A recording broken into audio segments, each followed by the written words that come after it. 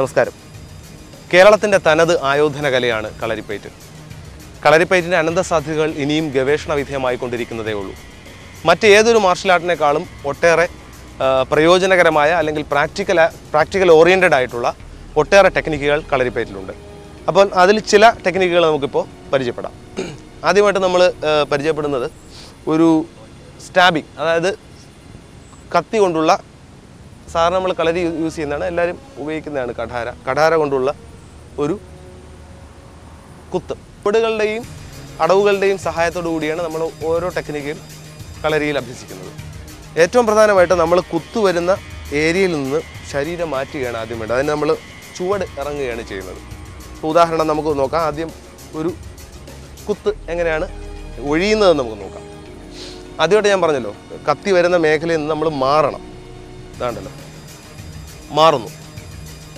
മാറിക്കഴിഞ്ഞ് എന്തൊക്കെ ചെയ്യാൻ പറ്റും എന്നുള്ളതാണ് ആദ്യം നോക്കേണ്ടത്.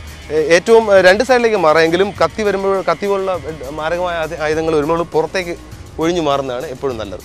ഉദാഹരണത്തിന് മറ്റൊരു ടെക്നിക്ക് നോക്കാം. ഇതേ തരത്തിൽ കത്തി വരുമ്പോൾ പുറത്തേക്ക് ഇറങ്ങി ഇതാണ്.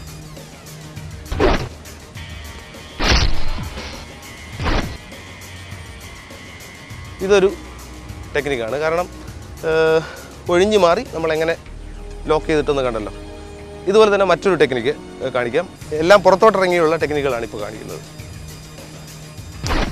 പുറത്തേക്ക് ഇറങ്ങി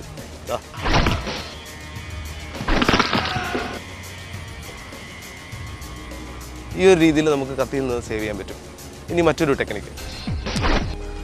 ഏറ്റവും പ്രധാനമായിട്ട് ഞാൻ പറഞ്ഞല്ലോ, ഈ സർക്കിളിൽ നിന്ന് പുറത്തോട്ട് മാറുകയാണ് വേണ്ടത്. തീ കുടിച്ചേ.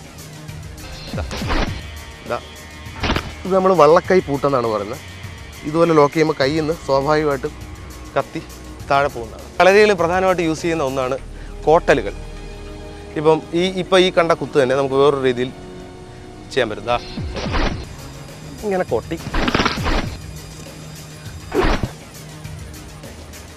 ഇങ്ങനെ നമുക്ക് ചെയ്യാൻ പറ്റും. ഇത് വേണമെങ്കിൽ ഒന്നുകൂടെ നമുക്ക് കുറച്ച് സ്പീഡിൽ നോക്കാം.